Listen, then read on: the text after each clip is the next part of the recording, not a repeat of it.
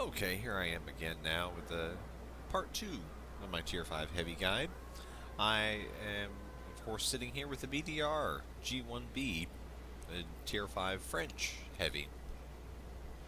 Now, to cut it quite simple, you play the BDR for the gun, and pretty much that's about it. Uh, I know that's a very cut and dried analysis, and I will go into a little bit more depth before we move on. But that 90mm gun, which I'll pop up right here, this is why you play the BDR. Really, the armor's not fantastic. We'll look over here. Let me push this out of the way for a second. Armor's not fantastic. It has on the hull 60mm at the front, 40 on the sides, 60 in the rear. The turret's a little bit better. At 80 in the front, 70 in the sides, and 60 in the rear. But that's not, none of those figures are great. It's not really better armor than the VK 30.1H. And the armor thickness isn't enough on the sides to stop howitzers. It's actually worse armored on the sides than the VK would be. And you rely basically, if you're looking overall at the vehicle, you rely on the fact that it has some angles, some weird shapes to it, and that can produce some bounces here and there, but you don't play the BDR for its armor, nor do you really play it for mobility overall. It's actually got a lower top speed and is a bit sluggish, lower top speed than the VK, a bit better than the Churchill, but that's it. Its mobility is much like the KV-1. It feels a little clumsy. So you don't play the BDR for mobility or survivability. You play it for that punchy 90mm gun. It has 135 penetration with a standard AP and 175 with APCR. 240 damage per shot. That's good enough to compete, at least on even terms damage-wise with most Tier 6 heavies. And as long as you are not the focal point of anybody's attack, you can really rack up some damage in short order. Now, the accuracy's not great, but it's not terrible either at 0.4. The aiming time's okay, but you're going to want to equip the tank to help out both things. And overall, because of the longer reload, your damage per minute actually is a bit lower on this than, say, on all of the preceding tanks. The T1 Heavy, the KV-1, and the VK all had higher damage per minute. If you look over here, my upgraded crew is sitting there at 1796 damage per minute. And look at the loader here. As you can see, he is at 100% and working on skills. And I do have both the rammer and vents down there, which I'll go over more of the setup later on the crew and equipment. But just keep in mind, unless you're just simply working through the BDR and never going to look back again, you play it because you prefer a heavy tank that has good firepower. And if you're wanting that, other than the last tank in my guide, the OI Experimental, other than that tank, this has the punchiest gun of all the Tier 5s. And that should be the drawing factor if anybody's looking for a Tier 5 heavy to play, is the fact that, hey, nice gun. Not the most deadly accurate, and it's not the highest penetration, but 240 damage per hit. Which, to put that point blank, if you're playing it properly, and you're poking out just to take a shot when you're loaded, and you're not sitting there trading DPM, if you poke out and shoot somebody 3 times, and they're a fellow Tier 5 heavy, they're dead. Because 240, of course, times 3, if you do the math, that's 720 damage. None of the Tier 5 heavies have 720 hit points. Tier 5 heavies, at most, have 700. So even if you go below average on a shot, or even slightly below average on 2, you most likely have killed any of your fellow competitors. So that's pretty powerful. Like I say, if you are going up against something like a T1 Heavy or a Churchill, which has, the T1 Heavy has 115 damage per shot. Now, provided you penetrate each hit, that tank is dead within 3 hits, as it has 660 hit points. And he has dealt, if he did average on each one, he's dealt 345 damage to you, so you're still sitting there around about at half health. That would be very effective trading. Now, that would be ideal situations. But one thing that is an issue: view range. I have 100% crew, and as you can see, Commander's training in recon. He's at 94%. Should have decent view range with a commander who's almost at 100% on his first skill with recon. But, unfortunately, I don't. I only have 333 meter view range, which has always puzzled me. The BDR has this big commander's cupola, and as you can clearly see right here, it's major optics. And this is a sighting. These are sighting tools. I forget the exact view range. I forget the exact phrase for what they call it, but it's a view range indicator. They use these two to line up downrange, and where they intersect helps them to line up how far away the target is. And of course then you have traditional optics up above. That seems like a pretty advanced cupola that should provide good view range, but I guess as a balancing factor for what used to be the most damaging gun on a Tier 5 Heavy, I'm guessing that they gave the low view range to offset its ability to deal damage. And you'll see that come into play in my Ace Tanker replay. Now, I'll quickly go over to tanks.gg to show you specifically the armor layout, but as I said, you don't play this tank for that. But we'll head over there anyways. Okay, here we are at tanks.gg, and want to go over the armor profile of the BDR, even after my previous segment showed where I said that the BDR is all about the gun, not necessarily the armor. But I will show you a few things, more of how if you're going to drive the BDR, you can protect yourself a little bit, because if you're shooting in a BDR, you're going to have a pretty easy time killing it. You won't have to struggle too much. So this will be more to go over quickly on how to protect yourself a little bit as a BDR driver. Now here's what I'm talking about. Even with the angling on the frontal armor, as you can see, the lower part of the front portion is angled. I'll go to the visual settings so you can see this. And I will go from the visual from here on out, because there's not much to go over the armor plating with the collision model. But that lower portion of the front is angled, and so is the upper. But the angling helps a bit. As you can see, the lower section of the frontal plate is fairly immune to Tier 5 guns in most cases, but then people can easily penetrate the upper half of your upper plate. And the turret is a pretty easy penetration for almost every gun at Tier 4 and 5, and especially for Tier 6 and 7s. So you're going to be taking damage if you're coming under fire. The lower plate actually is not a weakness. However, the front here, the curved front where the tow hooks are, that is weak. And so is the upper portion of the tank. The whole side is very easy to penetrate. Rear is quite easy as well. The whole engine plate actually comes down all the way over, and it's only 15 millimeters thick, so that's very vulnerable. It can be shot at level ground. Doesn't have enough angling to it to count for anything. So if people can see the back end, anything can penetrate there, and howitzers will do full damage to you, so try to avoid anyone getting around behind you.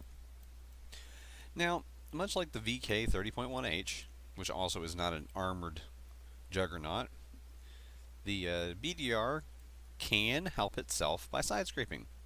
As you can see, there's different sections of plate, and with the angle like this, and I'll show you from above like I did with the other tanks to show you, you need to be angling very steeply with a BDR. You can see this would be you pointing towards the enemy. You need to angle very steeply to try to induce bounces.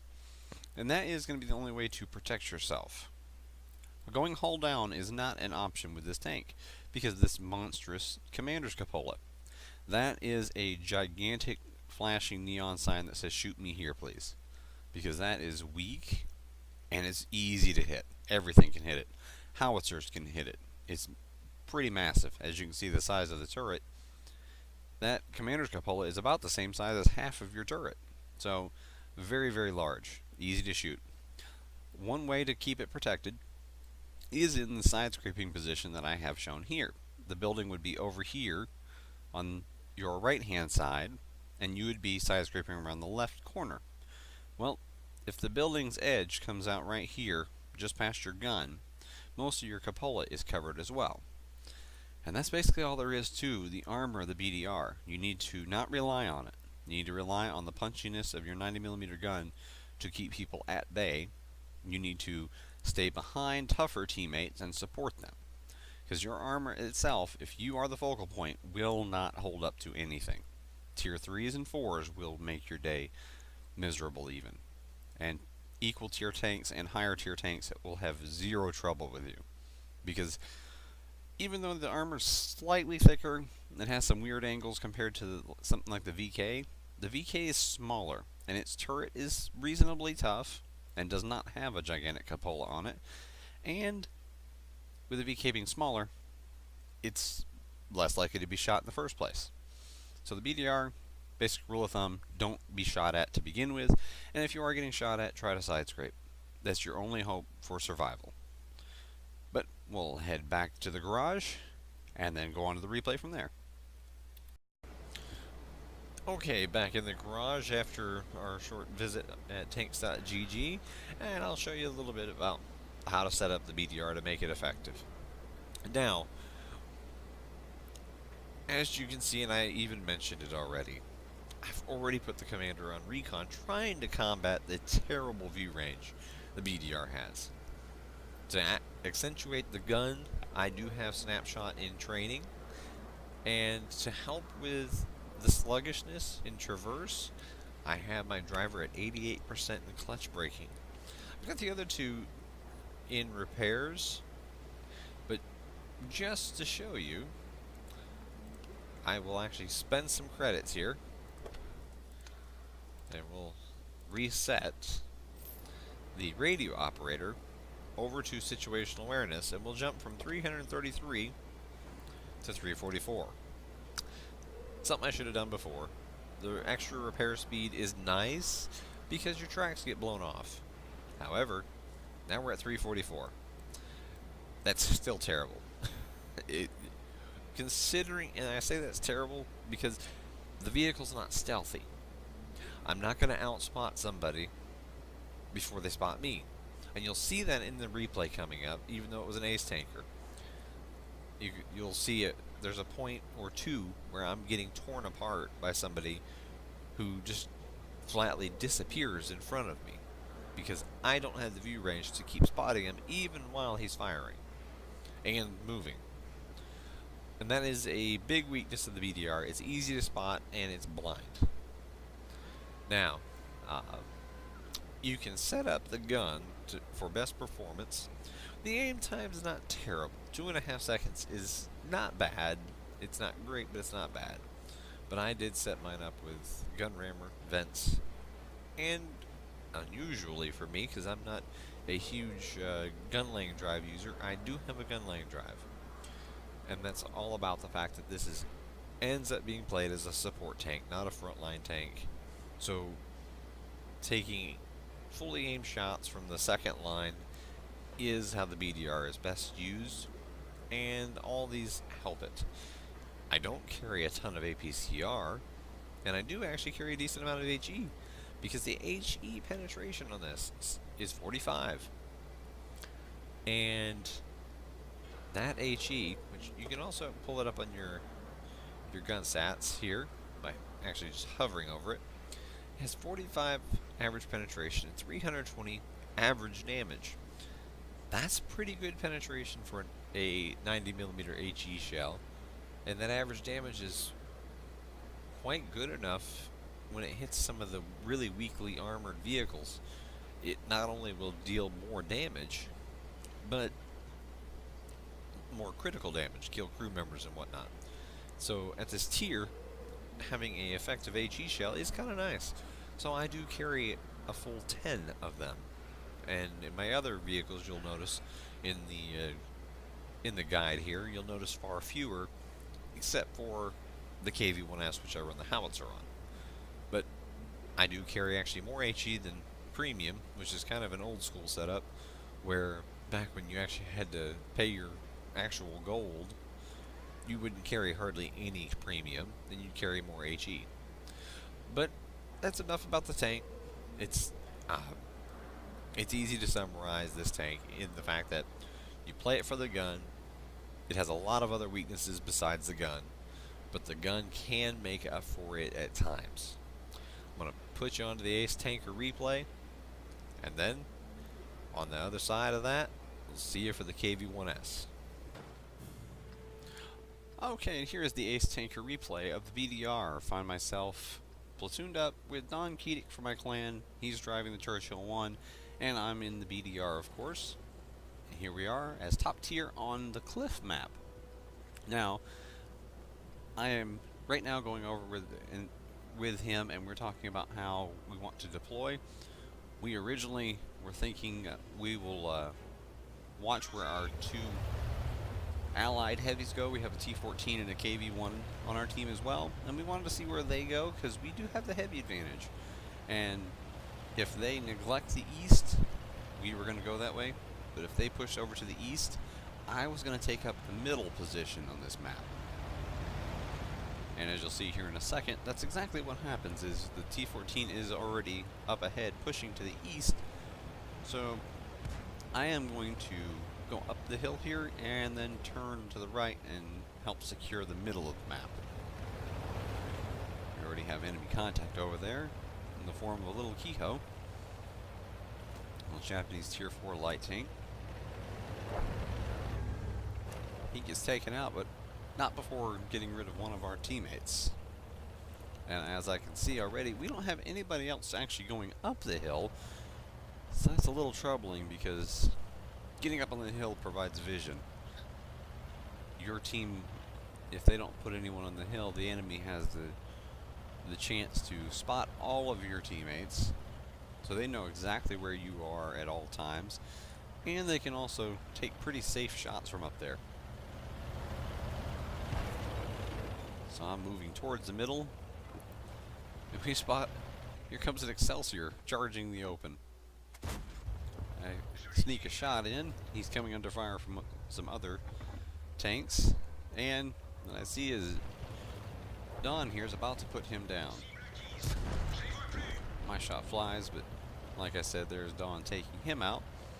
Now because we have no light tanks, which we should have, going up the hill, I decide I'm going to go and push up here. Because even though it seems very odd to put a heavy up on the hill, you need to clear that hill. It's pretty key on this map, because like I said, that hill's position can cover basically the whole upper portion of this map, the whole plateau area. You can't cover the lower part, but you can cover the whole upper. And this is where I take a hit from the Marder 38T, and I was half expecting it, because I knew I was spotted, even though I don't have sixth sense, that I seen the M5 Stuart sitting there. And with him sitting there, if I can see him, he can definitely see me. BDR has terrible camouflage and terrible view range. But our T-14's already been taken out, and the enemy's pushing around. I try to rely on auto-aim to snap a shot off there, and I should have just carefully aimed it. I do the same thing over here again. Both shots are of no effect, so I decide to quit using the auto-aim, and I'm going to plant a shot right into the upper plate of that T-34. gun was coming under fire, and I should have aimed my shots. But now that I am, you can see I'm actually being much more effective with my hits. And I'm finally getting to put this 90 to some good, serious use. Because it will take out a tier 5 medium in 2 hits. And snap a shot off and get rid of one of the light tanks. But I'm coming under fire by the Matilda BP. And again, he's able to spot me.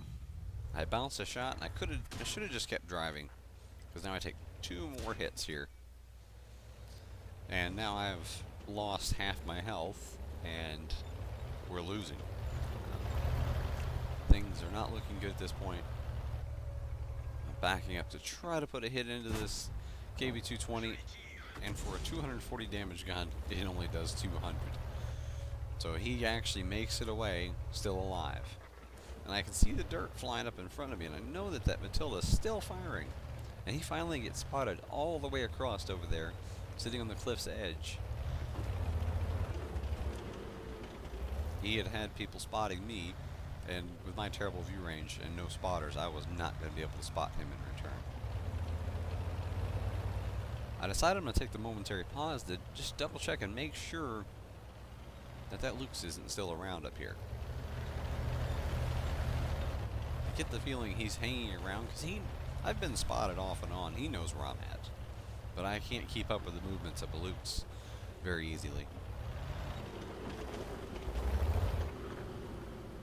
So I get mostly hull down, and there's finally the Matilda VP. Take my time, aim in, sail. The shot sails down and to the left and just harmlessly bounces off of his tracks and side armor. And I take a guess shot there.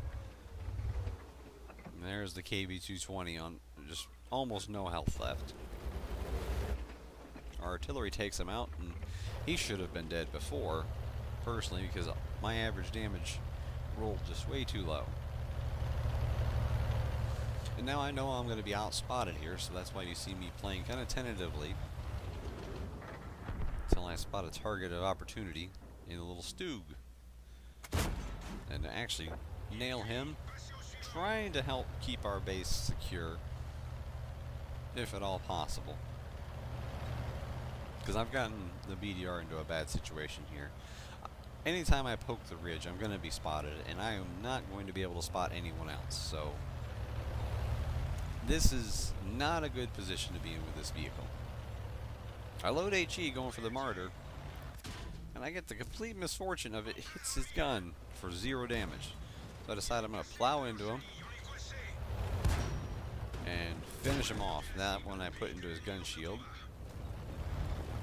I start to go down the hill, but I notice pop up behind me. I see the Lux. And I can't quite get spun around in time. So instead, I motor forward and plant the shot right onto him.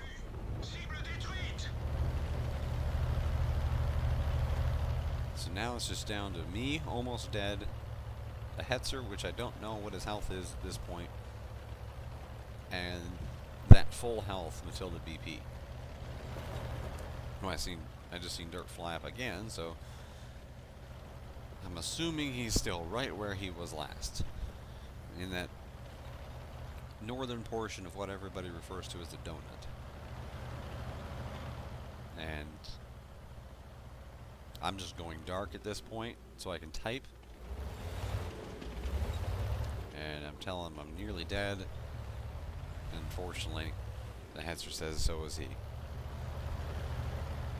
And while the Matilda BP is not considered a great tank, in this situation, that rapid fire gun with decent view range, and he's full health, this is going to be an uphill battle. And then I was wanting the Hetzer to go capture because I thought he might be able to sneak by if the Matilda was still up there on top, but I see the Matilda's moved down and is taking on the Hetzer one-on-one, and that's not going to end well for the Hetzer. And I am not fast enough to get down there to help. If I had known that the Matilda was already moved away from that area, I would have pushed down already. But no way for me to have known that. other than to simply roll over the ridge and see, because I don't have Sixth Sense, so I can't push the ridge and then rock backwards and see if I get spotted. I would have just had to risk it. Unfortunately, my teammate went down before I could get down to help. And now, here's where you're going to see the issue with the BDR's view range. I'm in shrubs with a clear view over most of the area in front of our base, and I just cannot spot anything. I know he's got to be down there, because the Matilda BP does not move very fast. It's actually not much more mobile than a Churchill, and he's able to make it onto our capture point before I can even spot anything. And I pull back just in case I might have gotten spotted, and then I poke back out. I'm thinking that I'll at least try over here in those bushes to the edge of our base, and nothing. So he's actually probably made it further on into our base, and I wasn't able to spot him. So I'm going to try to get a different angle, different way to view our base, see if maybe I can spot this guy.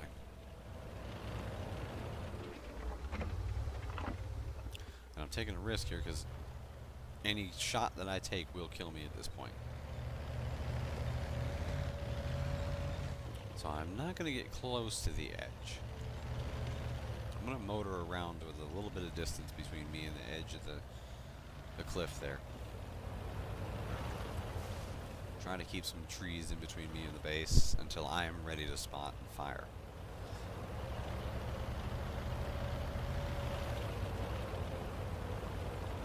Our KV-1's worried about the time.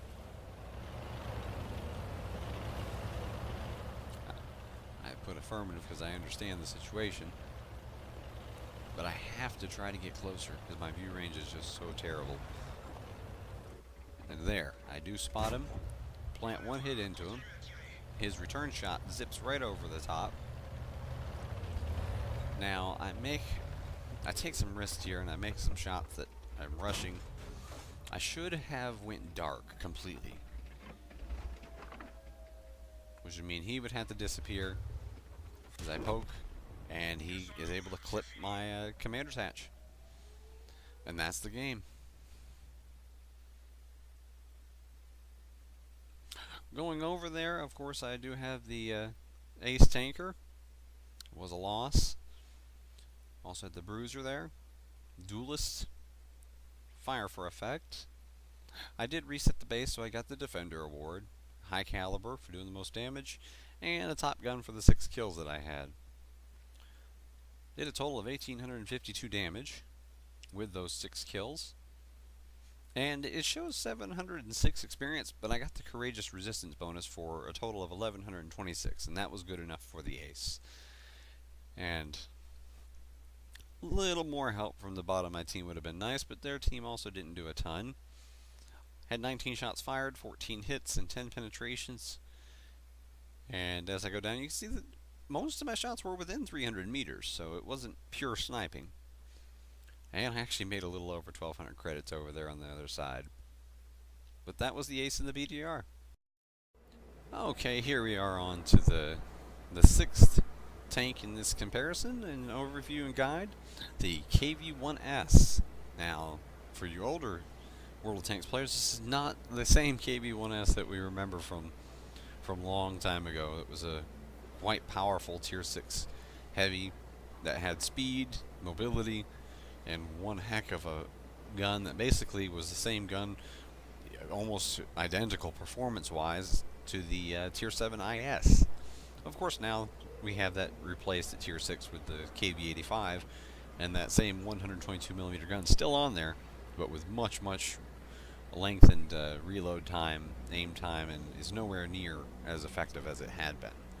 Now, here at tier 5, the KV-1S that we have today, basically, to sum it up quickly, is a much more mobile, more versatile version of the KV-1. It doesn't give up much. In direct comparison to the KV-1, pop on over to that. If you'll pay attention to the side armor on the hull and the turret armor, and the rear armor as well. You go from having the 75 millimeters of side hull armor and 70 at the rear, so and 110 all the way around the turret, down to 60 millimeters of armor on the sides and rear of the hull, and 82 all the way around. So a little bit less durable turret and a bit less side and rear armor. It, however, gains a massive amount of mobility. This thing can actually keep up with mediums, and it's not quite as blind. It has a 351 meter view range compared to 313. Of course, now my commander is at 97%, and that will go up in time. But you're looking at 313 compared to 351. That's a massive difference. And the final 3% on my commander is not going to make a massive amount of difference on the KV-1. The KV-1 stock view range, if you look at the turret, is 310. Mine's boosted a little bit over that by the vents.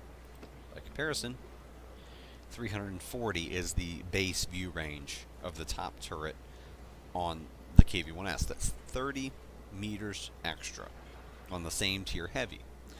Now, that's pretty nice, considering also, if you pay attention to the concealment values, the KV-1S is also slightly stealthier. I can only assume that's because of the turret difference and nothing else. I am running camouflage on both. So the only thing I can see that would be different would be the fact that it has a different turret. So maybe they're giving it a little more stealth. It has a bit more view range and a bunch more mobility compared to the KV-1. Now, gun-wise, just like I did with the KV-1, I have the howitzer up, and then you get the 85 millimeter. You no longer have access to that fast-firing 57, but you can mount either one of these two guns. Basically the same 85 millimeter for all intents and purposes. It loses a slight amount of rate of fire. Let's go over to the KV-1. Actually, I stand corrected. I, for some reason, was thinking it was 12.5 rounds per minute, but you're looking at the same rate of fire, same damage, same dispersion, and actually a little bit better aiming time on the KV-1S. And for some reason, they knocked down the penetration just slightly. It goes from 220 to 119, or from 120 to 119 on the armor piercing, and it goes from 161 on the APCR down to 159. So you lose a 1 millimeter of AP penetration and 2 millimeters of APCR. HE is the same, rate of fire is the same, accuracy is the same. On the KV-1S, the 85 has slightly better aiming time, so therefore it'll get on the target, and I shouldn't say slightly, that's 0.4 seconds. That's almost a half a second faster. It goes from that clumsy handling you've seen in my KV-1 ace tanker there in Fiery Salient, that very clumsy handling, slow aiming gun, to something much more along the lines of a standard tier 5 medium gun that's a little bit punchier. However, that's not the gun I run on the KV-1S. As you can see over there, that's quite stubby. That is a nice big chunky 122 millimeter howitzer, as you see right here. Rate of fire is just over 5 rounds a minute stock, with 61 millimeters of HE penetration, 140 heat. Now I do make use of both types of shells. As you can see, I carry 40 HE and 20 heat. So a 2-to-1 ratio, which is, this is way more heat than I'll ever need, but that's the point. The tank carries more shells than you're ever going to fire in a sustained battle, because with the reload it has, you just can't fire 60 shells. It's just not possible. Even if you were just sitting there from the start, never even drove, and just hold the mouse button the entire time, you wouldn't fire off all your shots just due to the reload time. It has almost a 10-second reload. So, I mean, if you literally sat there, that would be almost 600 seconds, which would be 10 minutes of non-stop firing. So I guess literally you could fire off all your shells, but that's never going to occur in actual battle conditions. So you will never fire all your shells. So carrying extra heat is not an issue. I'm never going to fire them all, and I'll never run through all my HE to where I'm wasting my heat. I have them there just in case. Um, but I run it because I run it on the KV-1S and not the KV-1 because it's the mobility of the KV-1S allows it to get into position, blast somebody, pull back quickly, get into cover during the reload. And with the mobility, you can actually get flanking shots. If you're lower tier, you can run with the mediums. And the mobility I'm talking about is the fact you have a top speed of over 40. It's got a little bit more powerful engine by 100 horsepower. If you see here, 500 horsepower on the KV-1, 600 on the KV-1S. You have a heavier tank. Mine is set up as currently at about 50.5 tons on the KV-1 compared to 44 and just over half on the KV-1S. So it's almost 6 tons lighter with a more powerful engine. Meaning, and the traverse speed is 33 on the KV-1S and only 21 on the KV-1. So much more mobility, much more agility, speed, power to weight ratio, everything. Everything you need to make a howitzer successful. Being able to poke out, get shots quickly, get into cover for reload. Being able to get those flanking shots into side armor.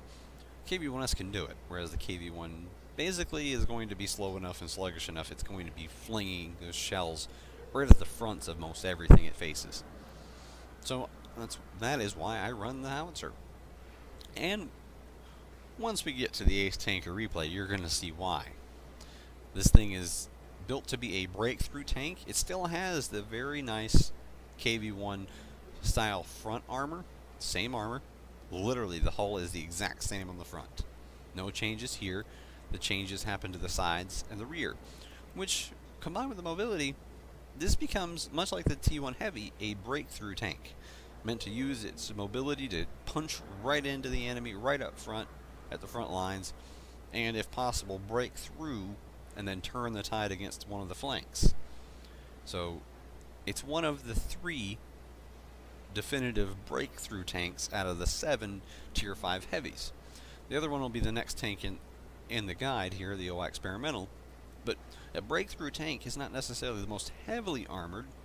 They normally have decent armor, but they have the mobility also to push through. And then they use that mobility to either push onto one flank or the other to kind of collapse the enemy in on itself. But we'll go over to tanks.gg and I will show you exactly what that armor looks like. Okay, and here we are at tanks.gg looking at the model of the KV-1S. And as you can see on the front end here, it still has that 75mm armor plate that is at ground level effectively more than 80mm of armor. It still has that strip of thicker armor across the front where it's overlapped. Here they've actually modeled what it looks like. It's overlapped over the hull. Now, one thing to think of is the weaker lower plate on the KV-1S can be penetrated by carefully aimed shots, so it's something to watch for. And your side armor is, of course, the 60mm instead of the 75, but you also have these big chunky tracks. As you can see, this blue here, this is spaced armor. And as you can see, the tracks count as 20 at some points, and that adds in quite a bit of HE protection and heat protection. Heat will just get absorbed by those 20mm tracks, and HE will get reduced because you can see how wide those tracks are. If a HE shell hits here and explodes, a lot of that blast isn't going to make it to your hull. Now, something that's actually a benefit of the KV-1S over the KV-1 is in the rear. If you remember, in my part 1, I point out a weakness that very few people take advantage of on the KV-1 is that there's a strip at the back end of very thin armor that even Tier 3s can penetrate with regular ammo. It's not present on the KV-1S. It's just not there. The exhaust is there, but nobody's going to be down low enough to be able to shoot it. So from ground level, you're going to shoot at 60mm armor. which doesn't sound like a ton, but it's more than enough to bounce a lot of shots, especially KV-1 is supposed to be moving and turning and basically always in motion rather than being stationary and trying to just absolutely block thousands of damage. Now, as with most Russian tanks, the side armor and the tracks are really chunky and very good to side scrape with. At a moderate angle, the side armor becomes quite good. As you can see, it's effectively anywhere from around 140 so on the sides all the way back to about almost 180. And as I've done with the others, proper side scraping position would be you have a building over here in front of you, and on either side you can side scrape by putting your gun pointing out over the front of your track. As you can see, if you were looking at yourself from above, that's what it would look like. I'll switch to the visual and let you see that. And that's what a side scraped KV-1S would look like. Now, the cupola, unlike on the BDR, it's not thick, but as you can see, every side's got an angle to it. It's all angled everywhere. So that, therefore, can produce some ricochets that the BDR's cupola couldn't help but be penetrated. And it's much smaller. So not as much to worry about there, but you can side scrape either way. And you have big tracks and decent armor. Decent, not fantastic. But overall, that would be what the KV-1S would be described as. It has decently good armor, not amazing, but not bad either. Well, head back to the garage for just a second, and then on to the Ace Tanker replay. Okay, back here in the garage with the KV-1S. I'll go ahead and just start with the consumables first. As usual, automatic fire extinguisher. I think that it's a requirement on all Russian tanks. They may not, again, they may not have a super high chance of fire listed in the specs, but I catch them on fire all the time when I'm shooting at them. So therefore, as a precaution, I would highly recommend using the automatic fire extinguisher, just simply to add that 10% bonus to fire protection. As you see, I have it pulled up on the screen. A permanent effect is plus 10% to fire protection. That's 10% less chance of you being caught on fire in the first place. And of course, it automatically puts the fire out within a split second of you being caught on fire, which saves your hit points. I run that on almost all my tanks anyways, but in particular on Russian tanks. So highly recommend that. And then I have the standard medical kit and med kit and repair kit. I have the large variations because I've got so many of them in my depot. See right there, I've got 174 of the medical kits in my depot, and I'm actually running a little low on my large repair kits. Next time they go on sale, I'll have to stock back up on those.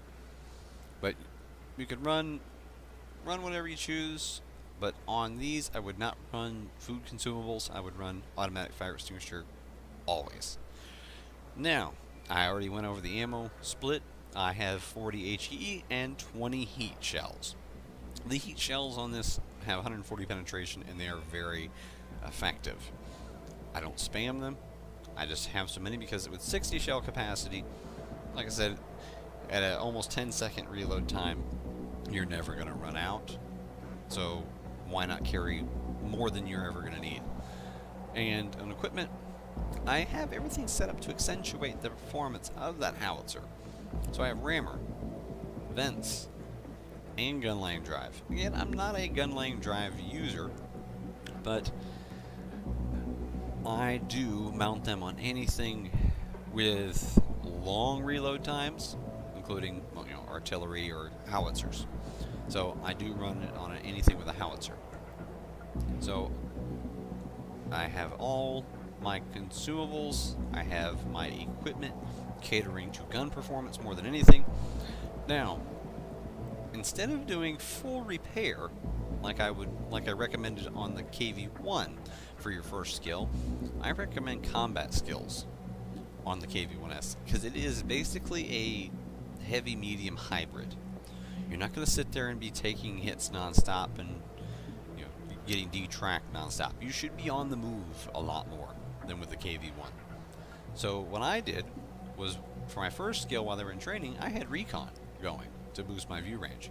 Now that my commander has passed his first skill, I switched it to Sixth Sense and I'm back on recon. I have my gunner on snapshot to help again performance of the gun handling.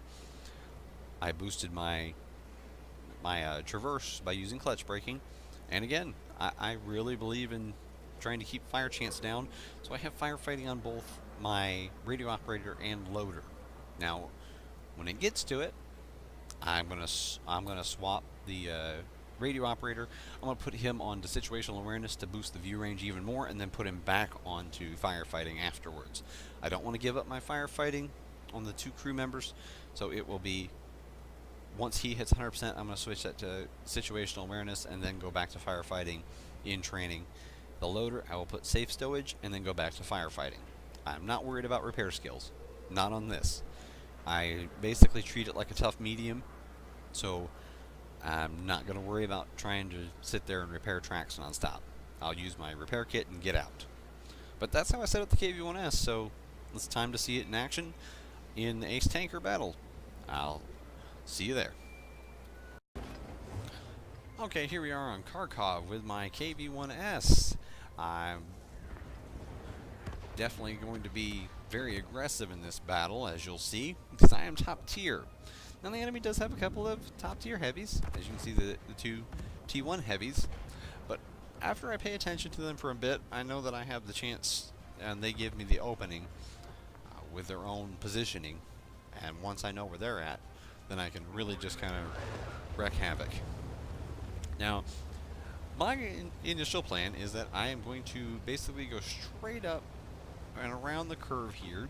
I want to get into the E3 area, which is found down there. You see a kind of almost half moon curve of strip of buildings. Provide some cover on your flanks and allows you to get in and right up front against the enemies. I'm going to get spotted here by the light tank, and I don't get a chance to get a shot off on him. And my teammate here in the Lago, he actually backs up when he should have just kept on going. But I guess he didn't want to be the lead tank. Myself, I don't mind, as I bounce a shot from the Type 95 Heavy, and I've got an HE shot ready for him in return. I ignore the AMX-40, because that HE shot, as you see there, will one-shot kill the Type 95 almost every single time. Now I'm looking around. The AMX-40 actually, he had gotten to cover, but then he bailed back out. So I nailed him right in the engine compartment. And I see there's a Matilda who shows up. And I see the Matilda backed off. So I decide I'm going to try a shot on the T1 Heavy, and I miss. It went right over his engine deck because I was using the heat, and I was going to try to put a shot right above his tracks. But the Matilda's backing out just as I reloaded. And heat shell was already in the tube, so into the Matilda it goes. And at first I thought I was going to go after the T1 Heavy, but I see he's headed down. And now once he's out of my way, then he's the biggest threat. So get rid of him. I'm going to finish off all his smaller teammates, like this M7 who's gone with one hit. I'll back off for some cover while I reload. I don't fear the AMX-40 much in the KV-1S, so I take my time, poke out, and I was angled enough, at least my front end was, to bounce his shots, plus I bounced the PZ-T25, so I know he's off to the left over here. I'm going to poke out, and I aim, but the shot misses high to the right. So I'm going to reload a heat shell. I need to deal with this PZ quickly. And I might take another hit here, which I do, but it gives me the chance to aim in as he's struggling to back up and say goodbye to over half your health. And I back off again, reload, and now I'm going to charge. I've got plenty of health, plenty of mobility, and as you can see, he's kind of panicked now, because he knows the next shot that I land is going to kill him, and there's nothing he can do about it. I figure that this is a very good shot. He tracks me, doesn't do damage, and instead of continuing to shoot me, he runs. He doesn't realize that I am going to catch him. And instead of pushing on, I decide I'm going to push right into the middle, right at the enemy base. The only thing that's off to my left is the Lukes, and I figure that all those teammates that are over there should be able to handle him before he gets away. And I see the Lukes making a move, but I also see some teammates moving to intercept, so I sit here and I aim in on the A20, finish him off, but my teammates had actually let him get by. And he's about to take one big hit. And there he is. Now he's between a rock and a hard place. I finish him off, and all of a sudden I'm looking up. There's 2 enemies left, and I got 7 kills. I'm going to see if I can't get this martyr, so I just sit still, let it aim. I'm going to take a hit. Boom. Finish him off. I got the Radley Walters, and in the end my tracks ate the shot anyways. Letting my tracks get up, because my repair kit's not readied up yet again. And now I'm motoring. I'm looking to see if I can sneak in one more last hit. But unfortunately, I'm a little too far back, and down he goes before I get there. Okay, of course that was the Ace Tanker, got the high caliber Top Gun Radley Walters, and the KV-1S on Kharkov. Then there is the Ace Tanker. I got the Bruiser. Duelist. And Fire for Effect. Then over there will be the Radley Walters, high caliber, and finally, you also get a Top Gun, of course, if you've got Radley Walters. Now, to get the Ace, I had done 2,402 damage. I did end up with 8 kills and a total of 1,401 base experience. And there's the medals again. And the detailed results was I did fire 13 shots, had 10 hits, and all 10 were counted as penetrations, including the AG. And out of all that, including the heat fired, I made a grand total of 56 total credits. Okay, here we are with the last tank in the guide and overview. The OI Experimental. It's a massive beast from Japan. It looks like it should be more of a tier 6 or 7 heavy, just based on size alone and weight when you get to that. This is the newest out of all of the tier 5 heavies. It's the largest, the heaviest, and has the most damaging gun now. Before this arrived, the BDR was the tier 5 heavy you played off for the gun with the alpha damage, the damage per shot. For those of you who haven't become familiarized with the term alpha, that's alpha would be your single hit damage. Now, the OI Experimental, it has 2 options for weaponry.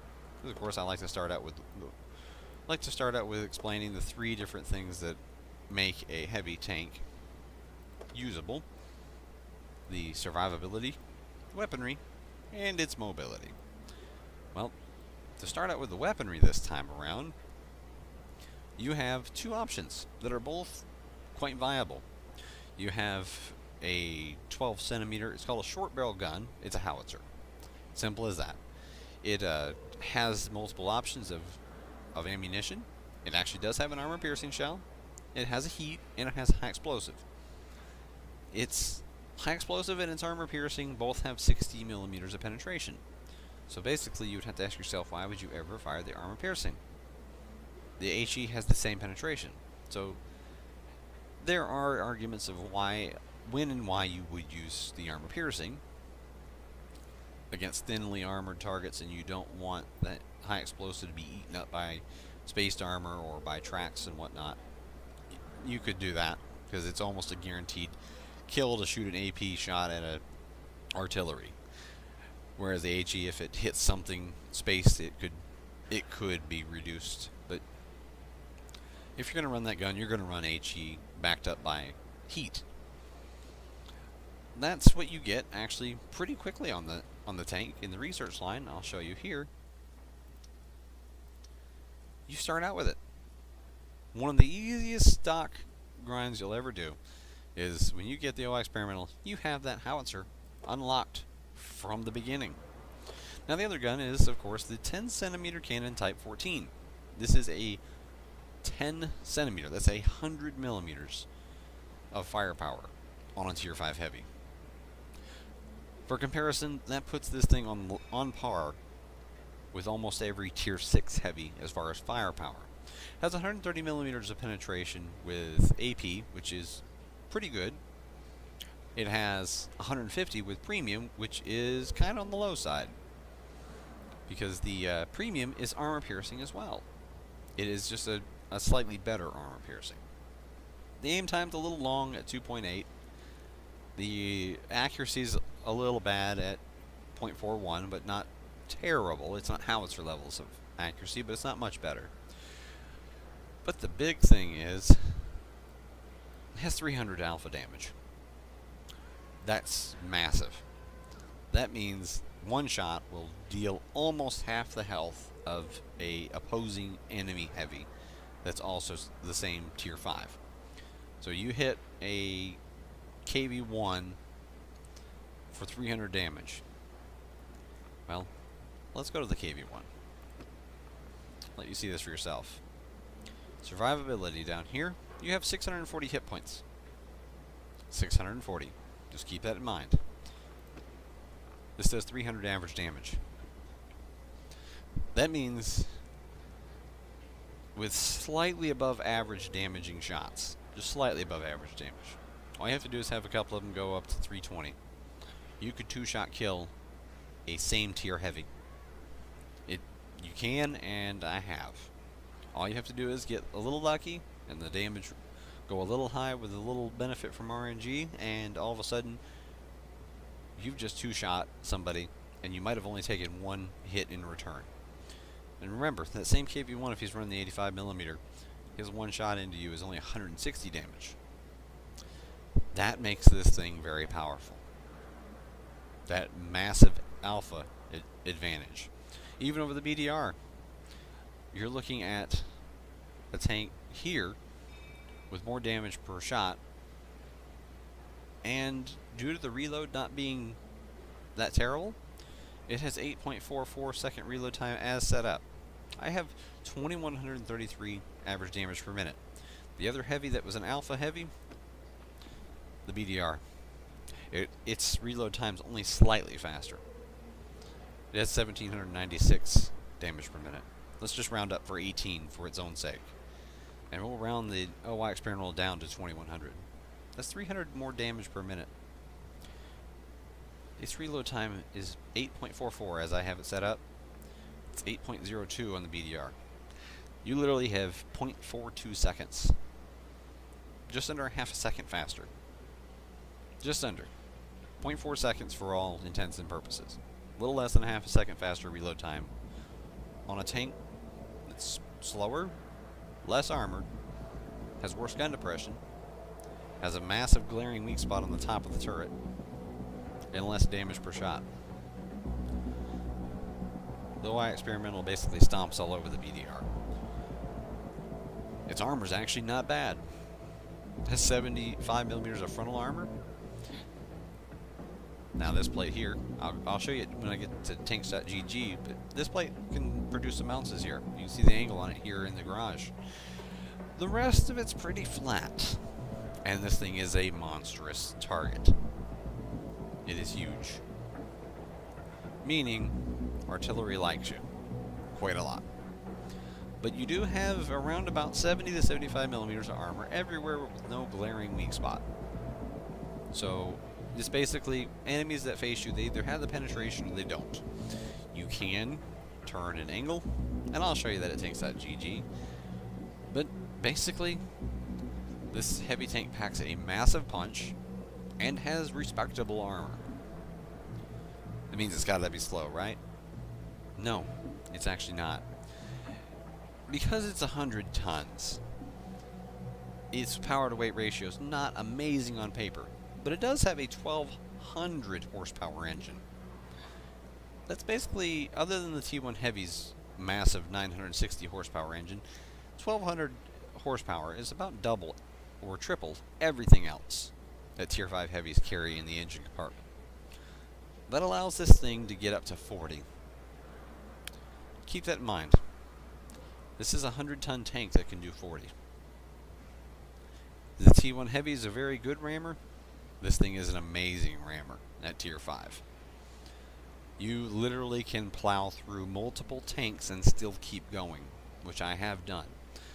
Before the 9.18 matchmaking changes, this thing used to plow over tier 3s routinely, flip them over sideways, and literally run right over the top of them and keep going without even slowing down. It wouldn't even slow down more than a kilometer or two per hour, and then just keep going.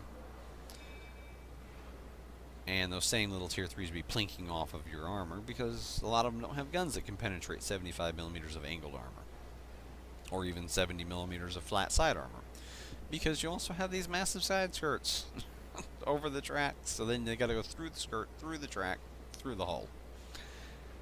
Yeah, tier 3s aren't gonna do that. Not many of them. Not the common ones. Now, it does have terrible, terrible camouflage. So you'll be spotted always. But one thing it does have is actually pretty good view range, which, again, I don't understand that. It has one of the worst looking cupolas out of everything in Tier 5. I don't even see vision ports hardly. Back off. I needed to back off there. You got these little vision slits. Very little ones. The driver's got some viewports here, but I see very little in the way of optics. Very little optics. And yet, it has one of the better view ranges, which I don't understand. It shouldn't. It has what looks like one of the worst setups for vision outside the tank, yet it gets massive view range. Something to keep in mind when you're facing it. It's easy to spot, but it can also spot for a fairly good ways.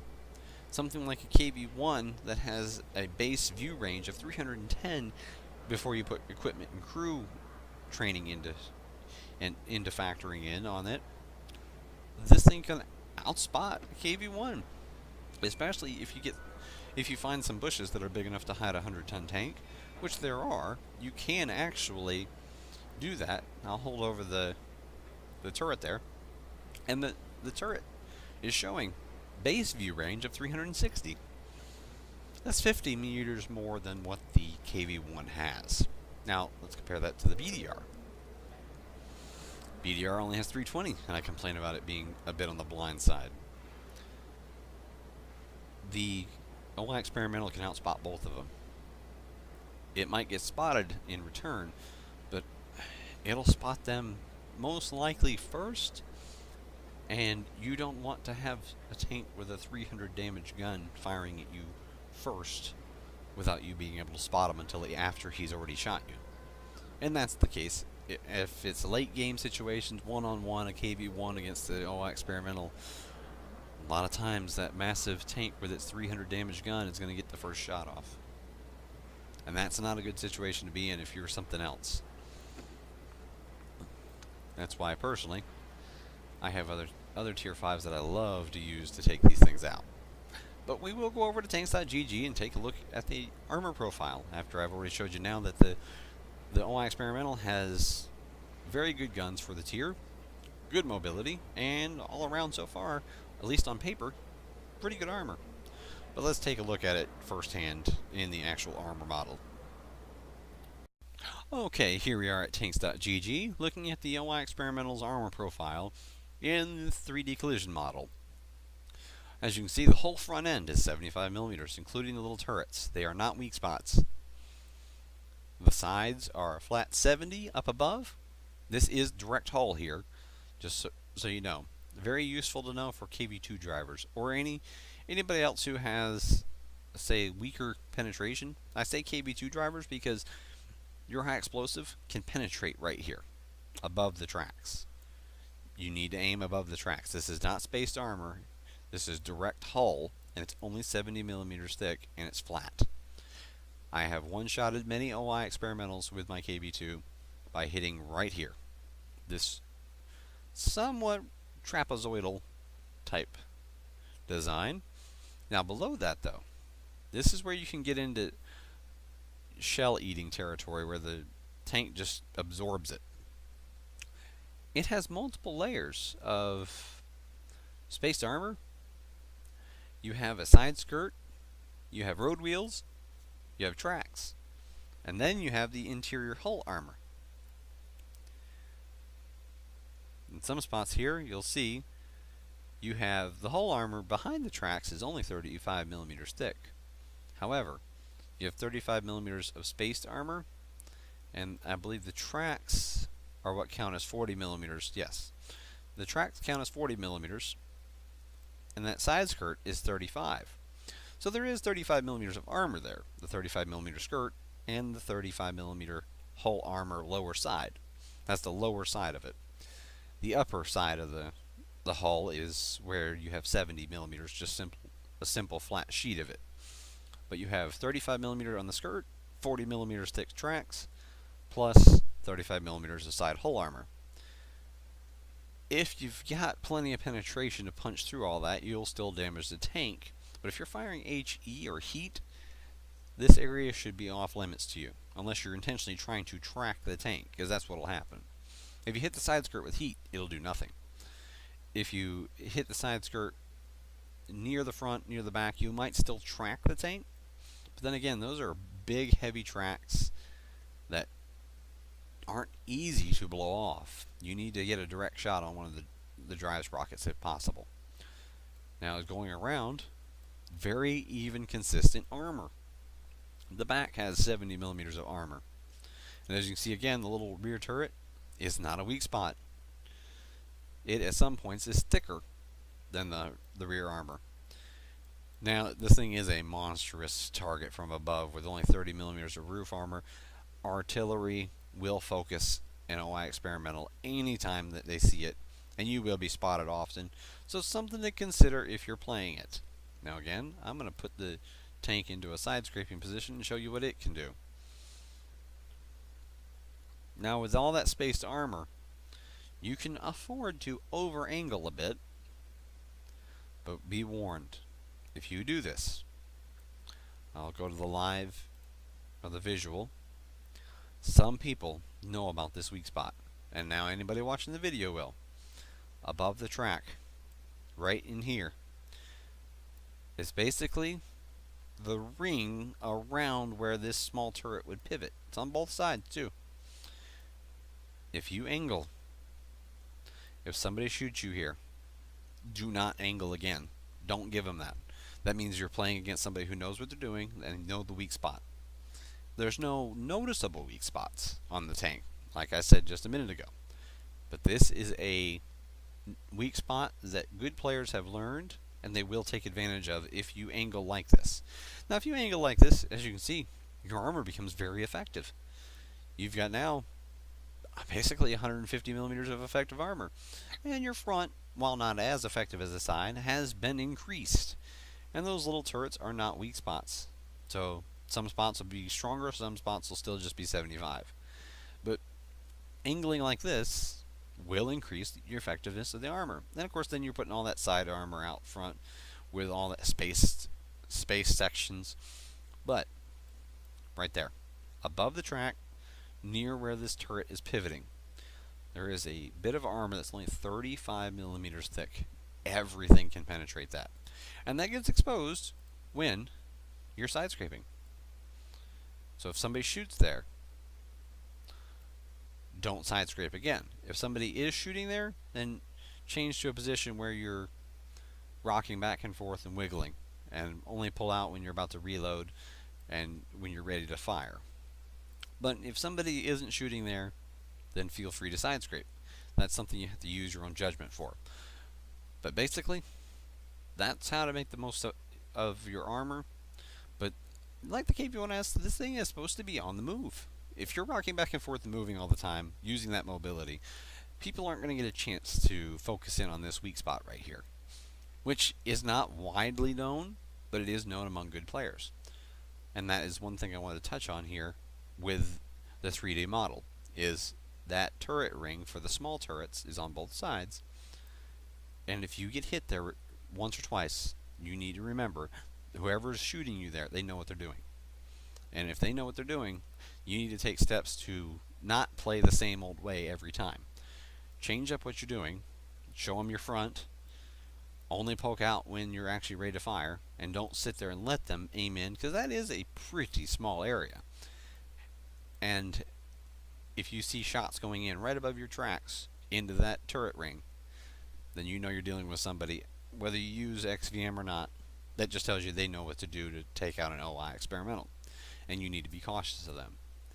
But we'll go back to the garage inn for just a minute and show you the setup before going to the Ace Tanker replay.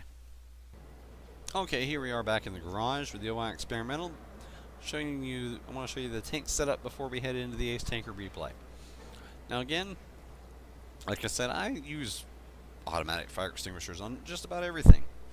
I will say that using them on Russian tanks is a priority, but on anything where you're going to be taking hits a lot, I would.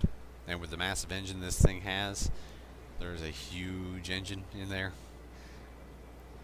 That huge engine can take hits, and any hits to the engine could possibly catch you on fire. So I would run the automatic fire extinguisher if you can afford to. Catch them when they're on sale and stock up on them. Now, much like the KV-1S, I run the same setup on the OI experimental. I run things to boost the gun's performance more than anything. I want reload time and I want aiming time reductions. If this thing could mount a vertical stabilizer, that's what I would put, but I'll show you here. You unfortunately don't have access to one. Vertical stabilizers are all around better than a gun laying drive. For all intents and purposes, the gun laying drive only speeds up your aiming time once you come to a stop, and that's it. You have to be sitting still, and you want to do that the very least amount of time as possible. And the gun laying drive does help on anything with really long aiming times of, say, 2.5 seconds or higher. And at a 2.5 second aiming time, take 10% off. That'd be a quarter of a second, which could be the difference between you getting an aim shot off or not, and the difference between you taking a return shot or not. But that is the equipment that I run. This tank, being so massive, carries a ton of ammunition. It actually carries 100 shots. I guess 1 shot per ton because of the 100-ton weight. But I run, by far and away, my bulk is in standard AP. I have 70 shells in it. Carry 20 of the premium AP, and I actually carry a pretty good stock of AG.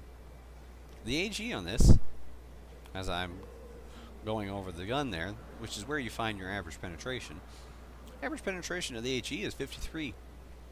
That's a pretty good amount of penetration. And I actually may even start carrying 20 AG, because I'm not going to shoot through 70 armor piercing. But 53 penetration is the same amount of penetration that most of the other tier 5 howitzers have, the 105mm howitzers. So this gun has good AP penetration and very good HE penetration. Now the premium, the 150, that's not that great. That is not good enough to punch through the front of the OI Experimental's big brother, the OI. So keep that in mind. You're going to have to get side shots on him. Now, I would highly recommend combat skills mixed with some repair. And I mean, if you're working up your first skill, yes, you could just run full repair, because you are going to be needed to be the frontline tank in this. But as soon as you can, as you can see, I have a mixed repair skill, but I also have Sixth Sense. I have Snapshot, Clutch Braking, Situational Awareness to help boost the signal even more, and Safe Stowage. So that's all my crew skills that I'm running. I will see you for the Ace Tanker replay.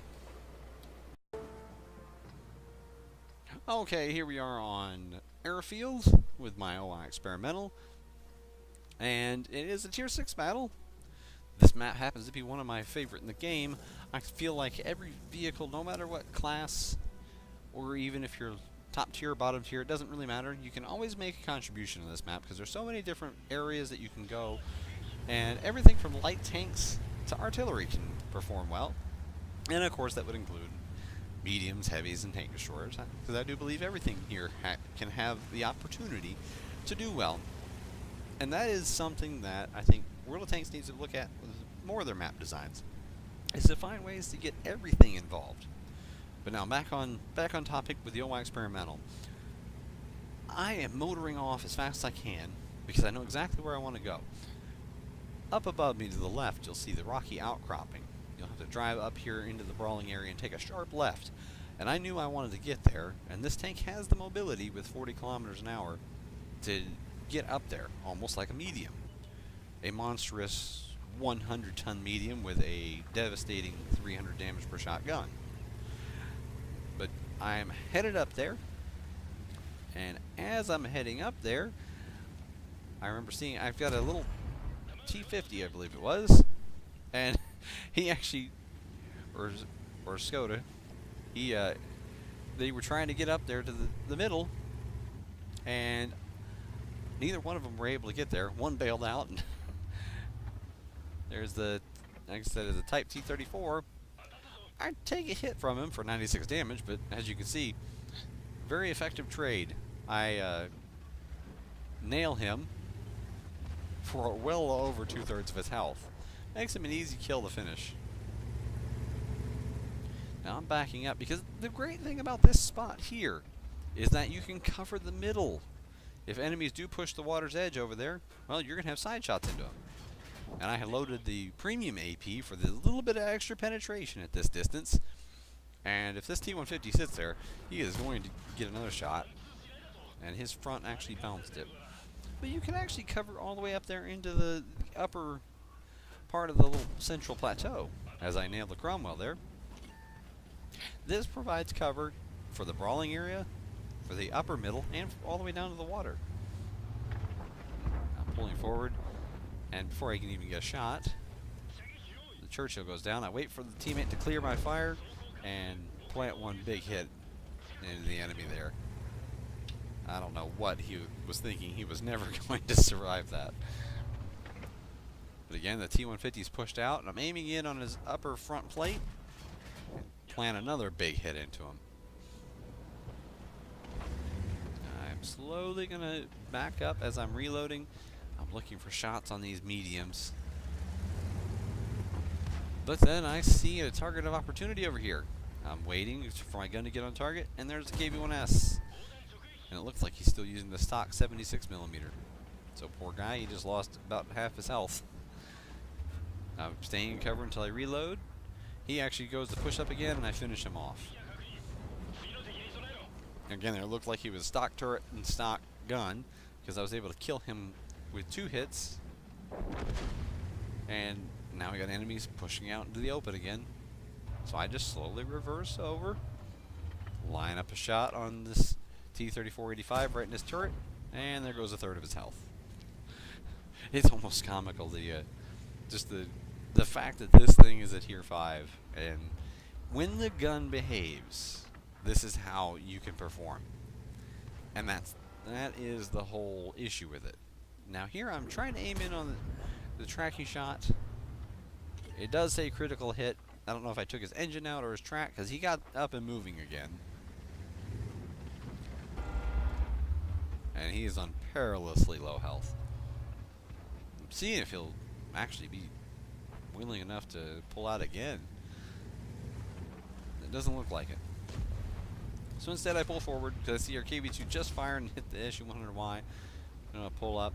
I put a hit, and it actually goes right into the SU-100Y's gun mantlet, which will bounce quite a bit of shots. But I stay back to reload. And now he's backing up. I lock onto him. Now I'm just going to pop out and plant the shot into him instantly.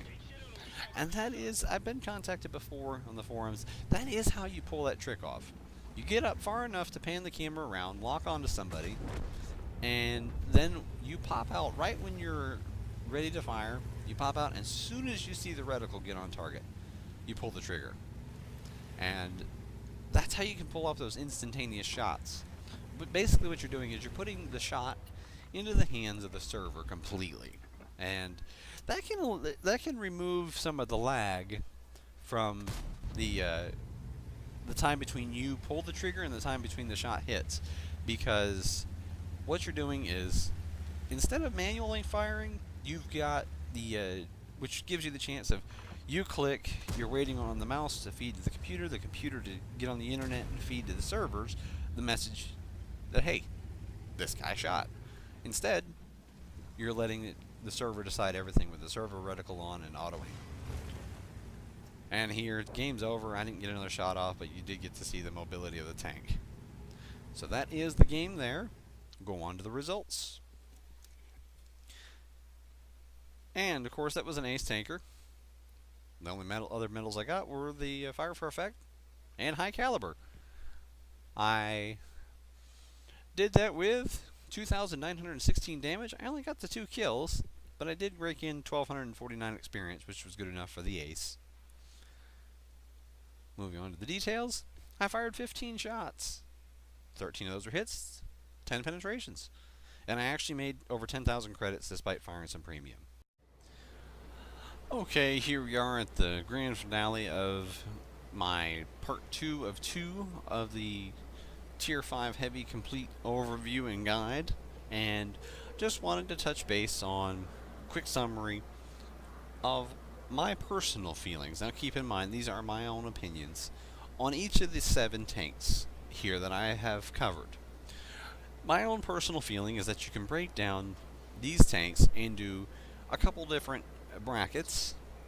There is only, in my opinion, one heavy tank that truly plays the kind of old-fashioned idea of a heavy tank where its main purpose is to be a roadblock. That'd be the KV-1 once it's in a hold-down or side-scraping position. Out in the open, I think a KV-1 is very easy to kill, and it's very clumsy handling, and it performs very poorly out in the open. While side scrape down at the end of the alleyway on Himmelsdorf as top tier, KV-1 is actually very tough. While hull down, it uses its decent gun depression, because it does have 7 degrees of gun depression, and a fairly tough turret. While hull down, it can actually even be kind of a little bit of a pain to deal with in a tier 6 battle. But it's really the only true cut and dried heavy tank. The T1 Heavy can kind of fill in that role a bit, as long as it can keep its sides covered. It's a bit more versatile, and can be more of a bully, I think, because it does have better frontal armor, it does have more mobility, more agility, and I prefer the weaponry that it has, the 76mm American gun.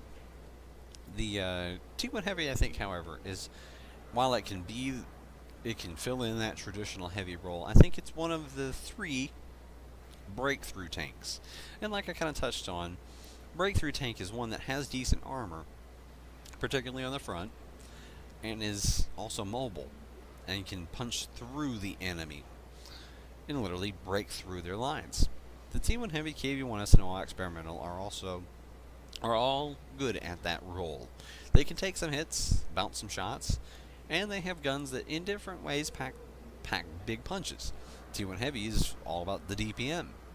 The KV-1S with a howitzer is all about a smashing hit that can one-shot weak tanks or cause massive damage and destroy modules on much more heavily armored tanks.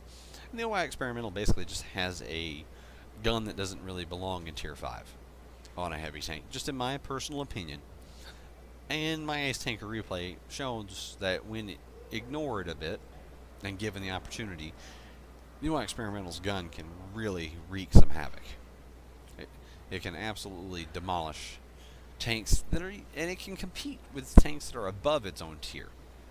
And that, in some people's opinions, is the sign of an overpowered vehicle. Now, the OI Experimental size, lack of camo, and overall vulnerability while out in the open kind of balances it a bit, in my opinion, and I have no problems handling them myself in tanks, such as even a T1 Heavy. The VK 30.1H, BDR, and Churchill, on the other hand, those 3 are support vehicles.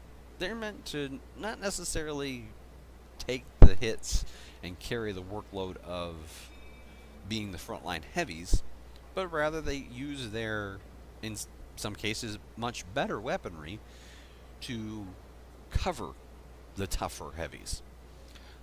And out of the three, it's probably already pretty clear which one I prefer out of the three of the support heavies. The VK 30.1H. Quite honestly, it gets a very bad reputation by people who just simply do not know how to play it. It is a heavy tank with 50 millimeters of hull armor all around, and that's the worst of the tier. The hull armor is, there's no way to put it, other than it's the worst armored heavy in the tier. It's also the smallest heavy, and you can use that to your advantage by getting into dips and cover that the other tanks can't even use because they're too big. You literally can pull up beside an OI experimental and kind of dance around him a little bit, and he may miss you. And the tier 7, the Oni, can't even get his gun down onto you if you're in a VK. Now, overall, you've seen me play these tanks, you've heard me describe how to play them, and some of the points on them. Now my final verdict, and again, this is completely opinion-based, is, in my opinion, the T1 Heavy is the best all-around Tier 5 Heavy. It can fill all kinds of roles, it's extremely versatile, it can play the frontline heavy. If it's bottom tier, it's decently agile enough, it can run around with mediums, using its gun depression and high damage per minute to just keep peppering targets. It's enough of a bully that it can plow into same tier vehicles, like say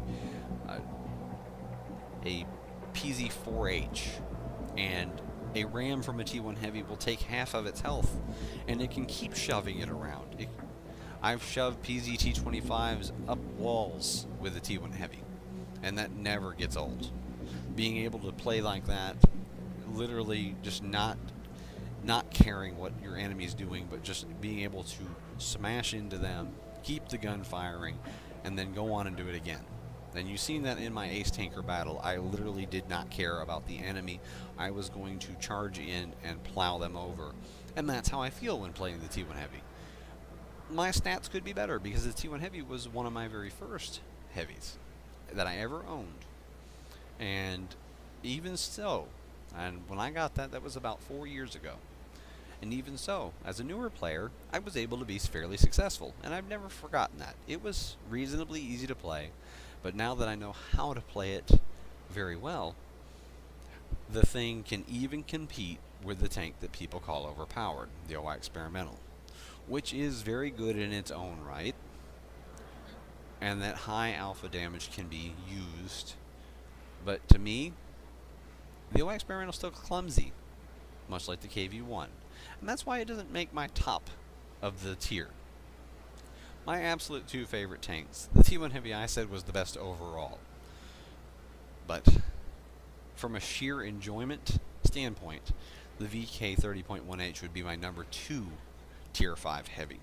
And that is more based on the fact that it is a small target, it can be stealthy for a heavy, and that gun, that squeeze bore gun is just so ultra amazing.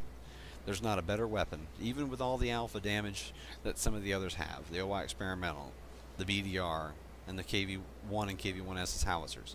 Even with them having those guns, the VK's squeeze bore gun is in my opinion the best weapon on all of these tanks. That weapon put on a T1 Heavy would just spell nightmare for everything else. If that weapon was put onto the Churchill, it would become better. If that weapon was on the BDR, it would become a better tank all of a sudden.